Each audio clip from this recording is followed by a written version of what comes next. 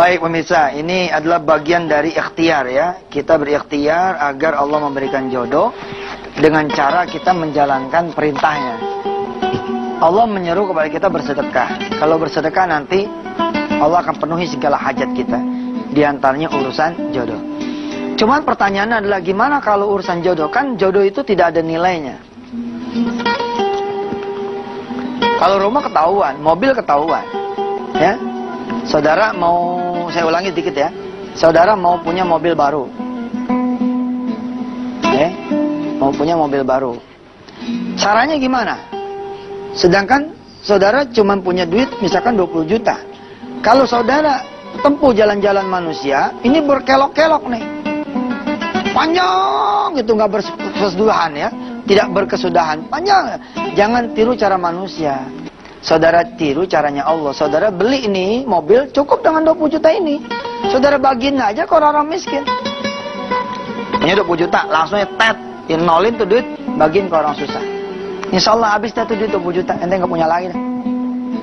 Tapi ini mobil jadi urusan Allah. Ente punya taunya make itu mobil. Wih, cakep kan? Nah sekarang urusan jodoh Ustaz. Baik.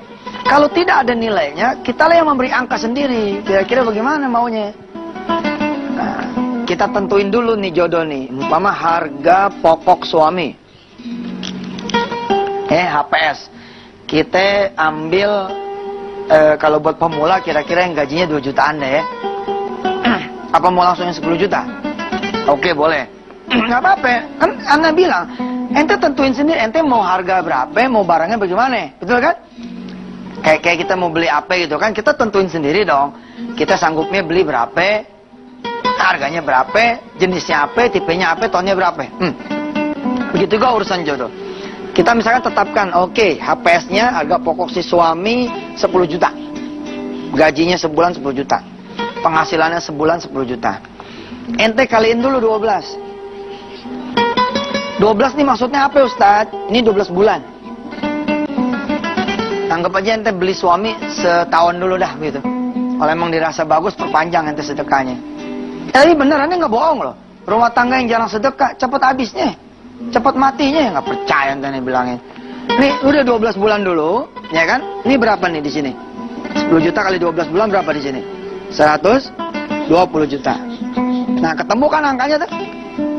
Ketemu nih angkanya 120 juta.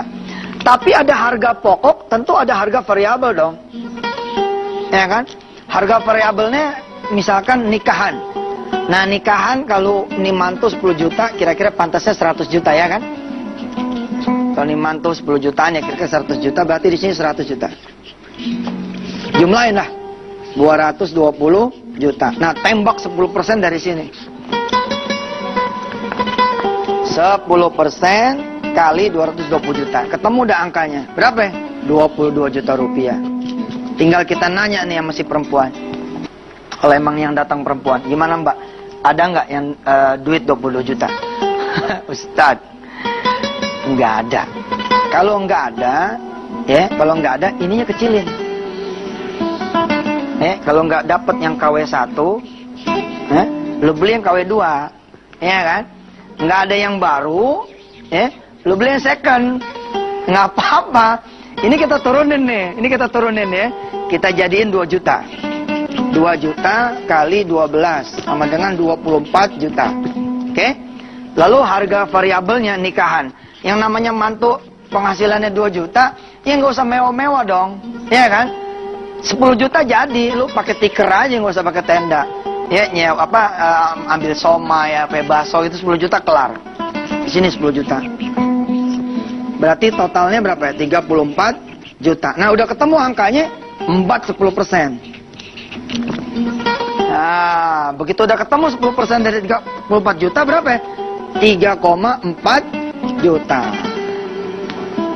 Saya kadang-kadang suka nanya lagi nih pemirsa. Bagaimana Neng? Udah ada nggak 3,4 juta? Boleh cicil nggak Ustaz? Ya susah lah. Tapi insya Allah kita akan pelajari. Boleh nggak kita mencicil sedekah 3,4 juta ini? Nah, tapi setelah yang satu ini. Silakan.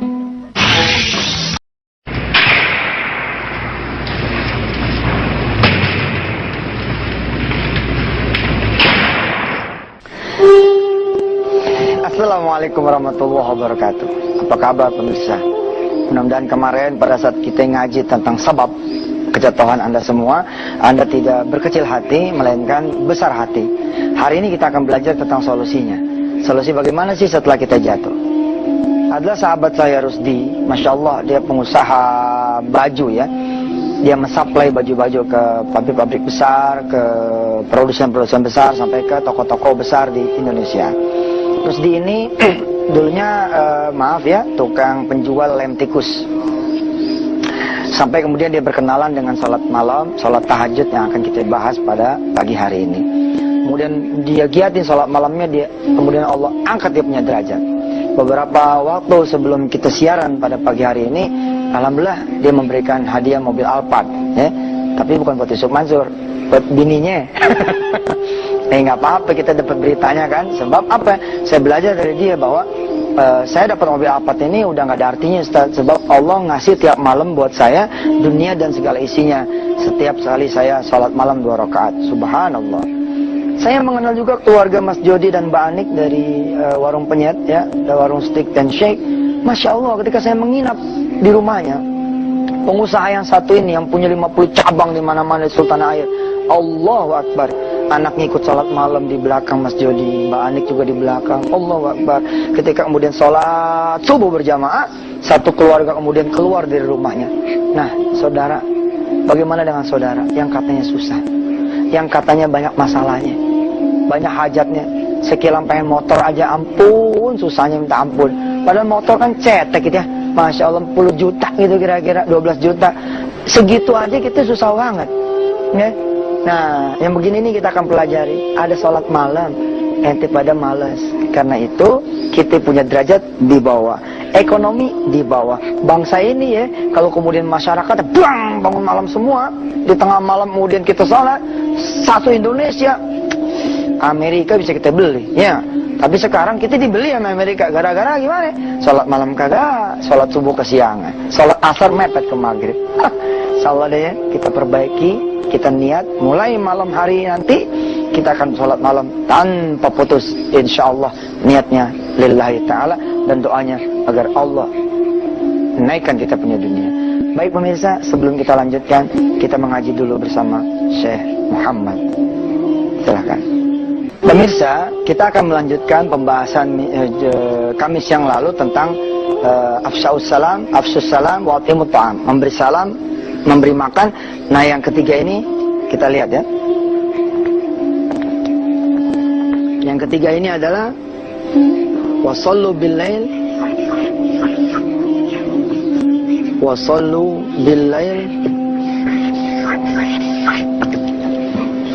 wan nasu niyamun, dan salat di malam hari sementara manusia yang lain tertidur. Ini cerita tentang tahajud, cerita tentang qiyamul lail. Anda bisa belajar lanjutan tentang tahajud dan qiyamul lail di website resmi kita di www.wisatahati.com lewat kuliah online-nya.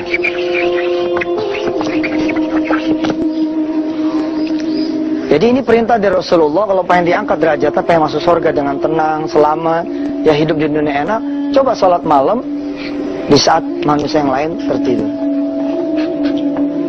Ada hadis yang populer lagi dari Rasulullah bahwa sholat tahajud 2 rakaat adalah khairun minat dunya wa ma fiha. Ya, lebih baik daripada dunia dan segala isinya. Kita tuh kan pengen dunianya Allah ya. Sementara Allah datang setiap malam, di 2/3 malam, di 1/3 malam, Allah datang, dan di penghujung malam Allah datang. Tapi kita tuh nggak tahu. Kita tetap tidur aja, asik aja. Ya, nanti kita akan ketemu situasi yang Allah sebut dengan yauman thaqila. Orang yang tidak mau sholat malam, yauman thaqila, hidupnya tuh berat gitu, hari-harinya berat gitu. Ayo mau usaha tapi yang ada utang terus. Ayo mau proyek banyak yang ada pusing terus. Berat hidupnya. Yauman tsaqila, dia tidak mau berbagi dengan Allah di malam hari. Kerja mah kayaknya luar biasa gitu. Ada sambilan, ada sepingin, tapi ya Allah salam, sekedar motor aja sampai kredit 3 tahun. Ya, kontrakan nggak kebayar. Yauman tsaqila. Pemirsa, siap-siap dengan handphonenya, yang BB, iPad dan lain-lainnya untuk merekam bacaan satu surah full tentang tahajud, yakni di surah Al-Muzammil. Saya selepas yang berikut ini akan membaca surah itu untuk hadiah buat saudara semua. Kalau bisa, saudara habis rekam, saudara putar terus berulang-ulang seperti An-Naba, saudara hafalkan supaya sholat tahajud menjadi pakaian kita bersama. Setelah yang berikut ini, kita sama-sama mendengar, berusaha membaca dan menjadi wasilah kita menghafal surah Al-Muzammil. A'udzubillahi minasyaitonirrajim. Ya ayyuhal muzammil qumil laila illa qalila nisfahu aw inqus minhu qalila aw zid alayhi warattilil qur'ana tartila. Inna sanulqi alayka qawlan thaqila. Inna nashi'atan layli hiya ashaddu wata'an wa aqwamu qila.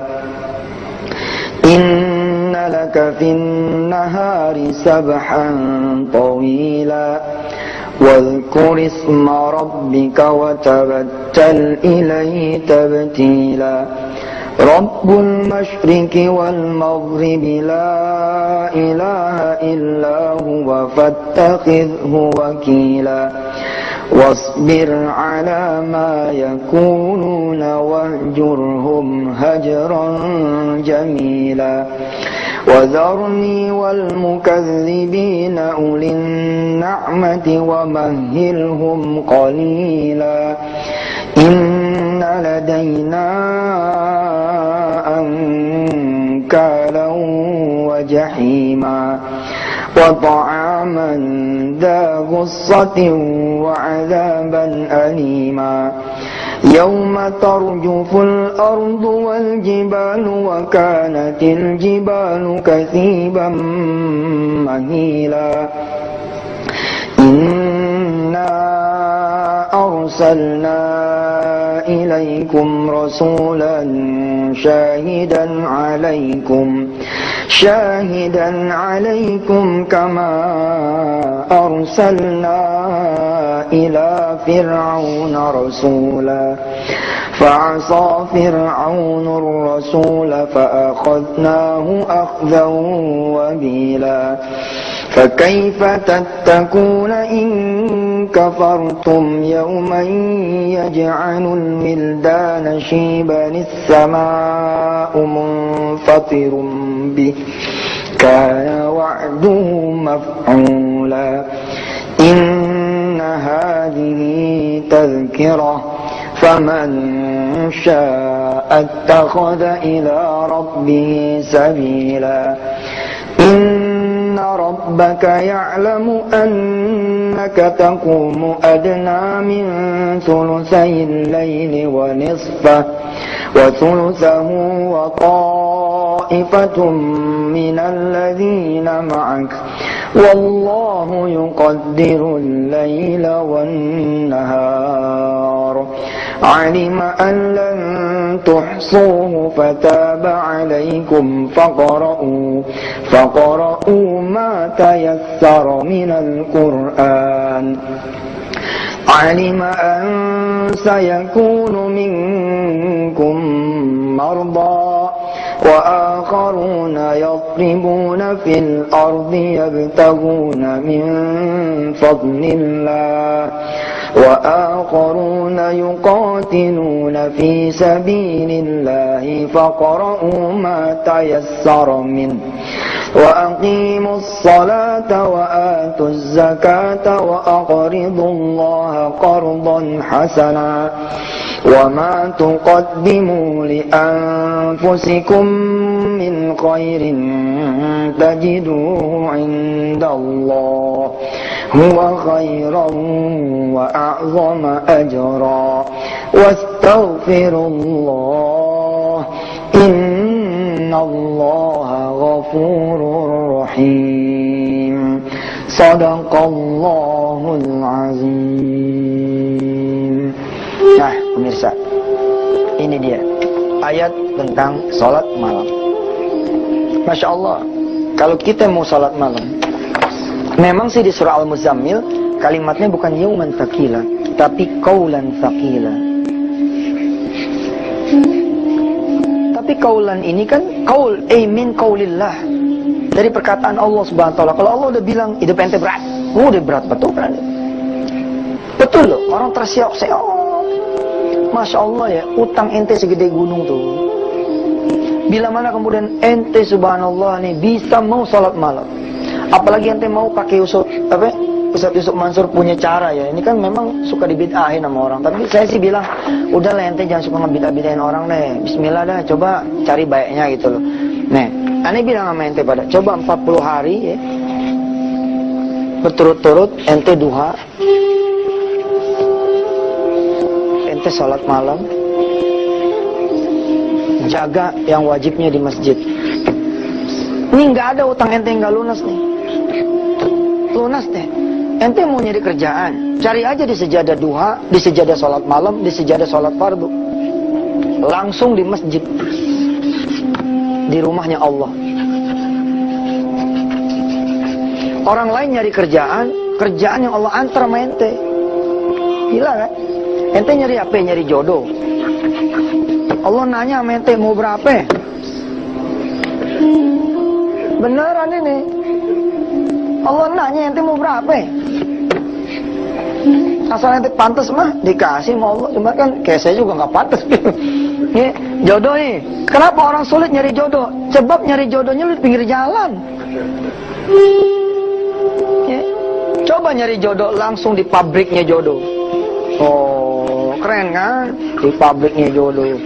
Ini kru Antv nih, dari mulai manajer sampai bawah kudu denger nih, kudu ngikut. Emang persoalan jodoh kan big five ya. Ini the big five problem in Indonesia. One of them adalah soal jodoh.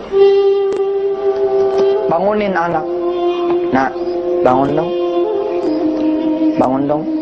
Tadi pagi kan dengar Ustaz Yusuf Mansur ngomong tentang tahajud. Yuk, kita ke pabriknya jodoh. Mak sekarang jadi tahu kenapa kita udah pasang iklan di 17 koran. Ya, lo masih belum dapat jodohnya. Sebab kita salah nyari, nggak nyari ke Allah. Nah, begitu kita mampu datang kepada Allah, Allah datang udah dengan jodohnya. Maaf ya pemirsa, kali pemirsa kan banyak yang perempuan nih ya. Saya minta maaf kalau bercanda-canda soal jodoh berapa indah itu mah. Jangan tengah ngantuk aja. Aslinya mah enggak, insya Allah. Menikah lagi tuh buat saya juga belum jadi cita-cita ya. Masih aman itu, insya Allah. Pemirsa yang dirahmati Allah, apa yang mau saya katakan lewat kajian kita di Wisata Antv ini, yakni kalau kita punya urusan, ya harusnya kan kita yang datang dong kepada yang maha menggenggam urusan. Tapi kemudian ini Allah yang datang kepada kita. Sayang, beribu sayang. Ketika Allah datang, kita tidur terlelap.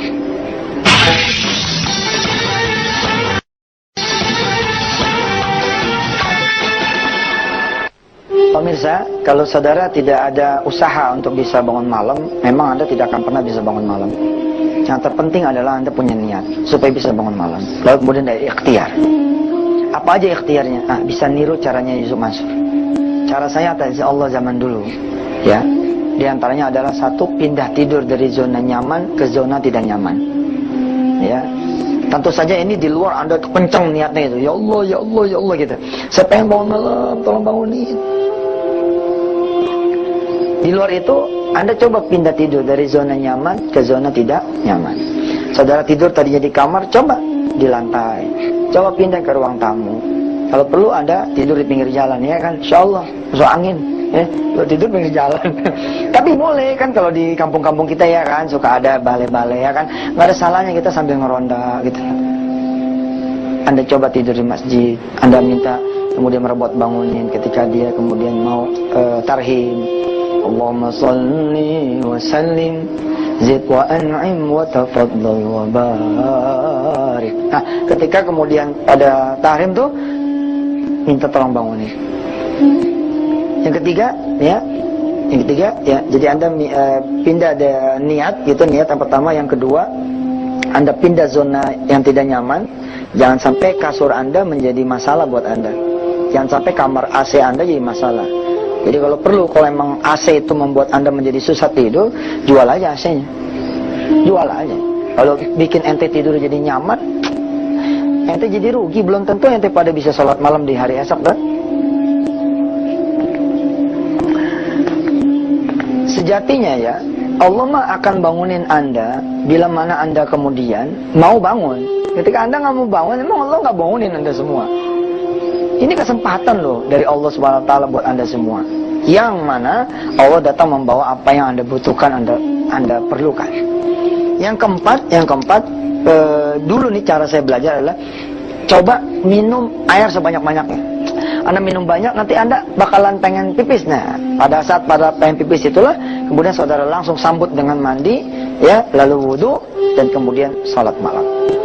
Yang kelima, dulu ketika saya di awal-awal latihan sholat malam, saya bayar security. Jadi saya bayar security, saya bilang sama RT di rumah, "Teh, bangunin gua ya. Kalau bisa bangunin gua, ntar buat lo goceng." Gitu, semangat tuh bangunin saya. Saya bilang sama dia, 1 kali ente bangunin aneh, goceng. Terus dia ngitung, kalau 30 hari berarti 150 dong Ustaz. Iya. Alhamdulillah, Romani ditungguin sama dia. Malah kan kata Rasulullah apa ya? Kalau saudara kemudian bangun duluan sebagai suami, percikan air. Sampai si istri bangun. Istri kalau bangun duluan, percikan. Tetangga sama tetangga saling bantu-membantu membangunkan. Keren. Nanti deh kita akan belajar tips dan triknya bagaimana bisa sholat malam lebih seger, khusyuk ya di website wisatahati.com. Insyaallah pemirsa, sampai ketemu lagi. Saya Yusuf Mansur, mohon maaf kali aja selama mulai dari tanggal 17 Oktober sampai ini hari banyak salahnya. Saya juga mewakili kru semuanya berterima kasih kepada saudara semua yang mau memberitahu sanak saudaranya, familinya, sahabat-sahabat yang lain untuk nyantren bersama Yusuf Mansur dari mulai Senin sampai Jumat kita kuliah Wisata Hati di layar kaca Antv. Wassalamualaikum warahmatullahi wabarakatuh. Kita doa dulu ya. Salamnya di dalam ntar. Kita doa. Undang saudara bisa bangun malam. Bismillahirrahmanirrahim. Allahumma sholli ala sayyidina Muhammad wa ala ali sayyidina Muhammad. Ya Allah, yang pada udah dengar kajian tentang salat malam, mudah-mudahan Engkau bisa membangunkan kami salat malam, menyambut kehadiran Engkau yang Maha memiliki dunia ini. Ya Allah, bila sebelumnya kami susah bangun malam, bikin kami enteng bangun malam. Bila kami sebelumnya susah buat bangun malam, bikin kami juga ringan bangun malam. Ya Rabb, mudah-mudahan Engkau memberikan apa yang Engkau janjikan kepada orang-orang yang mau salat malam. Rabbana atina fid dunya hasanah wa fil akhirati hasanah wa qina adzabannar. Walhamdulillahirabbil alamin. Doa udah kita panjatkan, salam saya ulangi. Wassalamualaikum warahmatullahi wabarakatuh.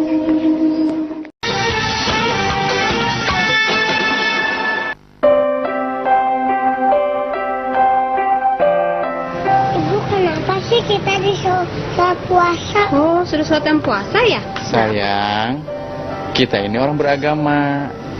Orang beragama itu wajib beribadah. Apalagi kita sebagai umat Islam ya. Kita menjalankan ibadah sholat kepada Allah. Dan ingat, tiada Tuhan yang berhak disembah selain Allah Subhanahu wa Ta'ala. Ya? Ayo tunjuk lagi. Aduh, ayo tunjuk lagi biar mati itu musuh. Ayo tunjuk. Bi, bikin pisang goreng ya, Bi. Cepetan. Disuruh kok lama banget sih. Ubi, baik-baik di rumah ya. Sudah makan kamu, Bobi? Ya.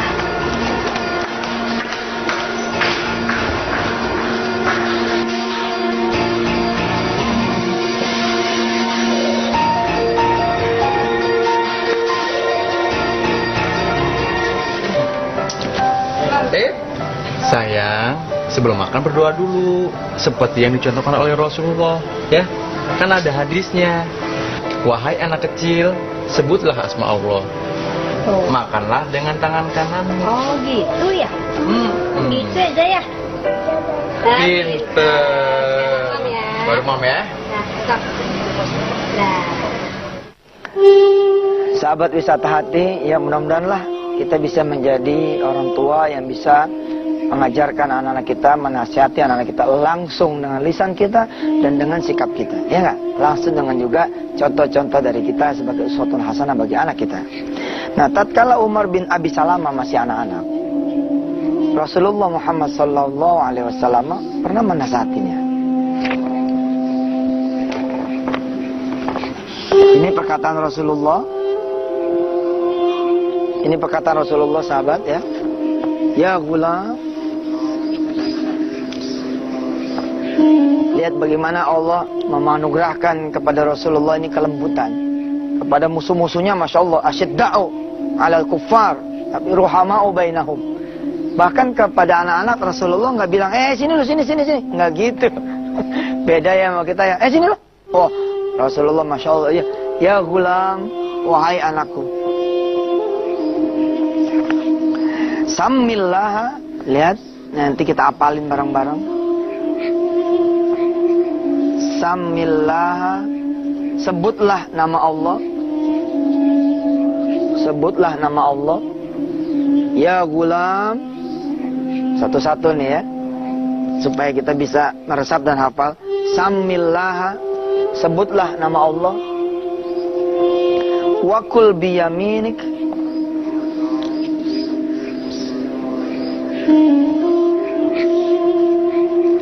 wakul biyaminika, menyebut nama Allah ketika makan.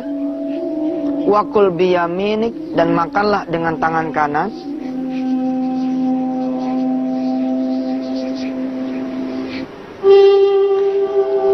Wakul mimma yalik, wakul mimma yalika. Ini luar biasa ini. Saya sih tidak ngelihat cuman di konten ya, tapi di filosofinya juga, Masya Allah. Ya, jangan sampai kita kayak Fiti yang tadi, yang menjadi orang tua yang dia nggak peduli mau anaknya makan di meja, mau anaknya makan di teras, mau anaknya, maaf ya, kencing gak cebok. Wah, kalau bisa janganlah. Ya, mudah-mudahan kita pun bisa menyiapkan, menyediakan waktu yang lebih juga buat anak-anak kita. Jangan sampai anak kita tuh kayak kucing, tahu nggak? Kucing tuh, kucing. Kucing tahu kan tulisannya gimana? K-U C-I-N. Kucing ini pemirsa, yang kita kasih apa sih? Tulang. Betul ya? Kita makan ikan, terus tulangnya baru kita kasih sama nih kucing. Apalagi coba, sisa kan? Nah, kita astagfirullah ya, ini juga buat saya pribadi sih, jangan sampai saya juga ngasih anak-anak saya sisa waktu saya gitu ya, yang terbaik lah gitu ya. Nih, saya ngelihat bukan cuma di konten, tapi bagaimana Rasulullah menunjukkan beginilah semestinya seorang paman, beginilah semestinya seorang ayah, beginilah semestinya seorang tua kepada seorang anak kecil, memberikan contoh kehangatan, kasih sayang, perhatian. Kita lihat kontennya. Ya gulam, wahai anakku, samillah, sebutlah nama Allah. Wakul biyaminika, ya, kalau mau makan gunakan tangan kanan. Ini filosofi ini. Wakul mimma yalika, dan makanlah dari yang dekat, dari yang dekat. Waktu saya kecil pemirsa, semua proses makan itu seorang anak dilibatkan. Nah, ini juga yang punya pengaruh ketika saya dan mungkin Anda semua sekarang ini dewasa. Nah, kalau kita lihat anak-anak sekarang, prosesnya itu nggak ada. Prosesnya nggak ada. Mereka semua di kamar masing-masing, begitu kemudian mau makan baru dipanggil. Woi, makan, turun. Nah, yang begini nih nggak ketemu nih. Ini nggak ketemu nih. Prosesnya nggak ada. Bagaimana orang-orang tua kita ngajarin ketika dulu kecil, ya? Dari sejak belanjanya kita udah diajak. Ikut mama yuk, ikut ibu yuk. Ikut bapakmu no, beli apa, iya kan? Kita dari kecil tuh udah diajak berproses. Nah, kemudian kita belanja nih, kita dampingin kan? Kita ngedampingin ibu kita belanja. Ini tahu berapa harganya? Ini sesim berapa harganya? Ini tempe berapa harganya? Kita juga jadi anak tahu tempatnya beli ikan di mana, ya. Dan zaman dulu kan memang, ini memang kelemahan lagi zaman sekarang ya. Zaman dulu tahu nggak pasarnya pasar apa disebutnya? Pasar Depro kan? Pasar jongkok, nggak pakai timbangan zaman dulu. Kalau mau beli cabai pemirsa, kita cuma ngomong begini sama tukangnya. Bu, cabai 700, betul nggak? Kita ada dialog. Kalau sekarang nggak ada dialog. Memang betul nih, sekarang kita lagi menuju pada dunia kapitalis kali ya. Kita punya hati nggak lagi terpaut, karena tidak ada lagi ngobrol gitu. Ya, ada baiknya, ada buruknya lah. Tapi paling tidak, di rumah tetaplah kita ciptakan kehangatan, ya nggak? Jangan sampai kemudian hilang kehangatan itu. Nah ini, secara konten Rasulullah menyuruh kita, Samillah, sebutlah nama Allah. Urusan enteng makan, kita nyuruh anak kita nyebut Allah. Apalagi kemudian nanti urusan yang besar, insya Allah anak kita bakal bisa kemudian belajar terus untuk menyebut nama Allah. Makan dengan kanan-kanan dan ambillah dari yang dekat. Ini mengajarkan supaya anak kita tidak rakus dan punya pandangan yang tidak pandangan orang-orang yang serakah. Kita akan teruskan nanti belajarnya setelah yang berikut ini.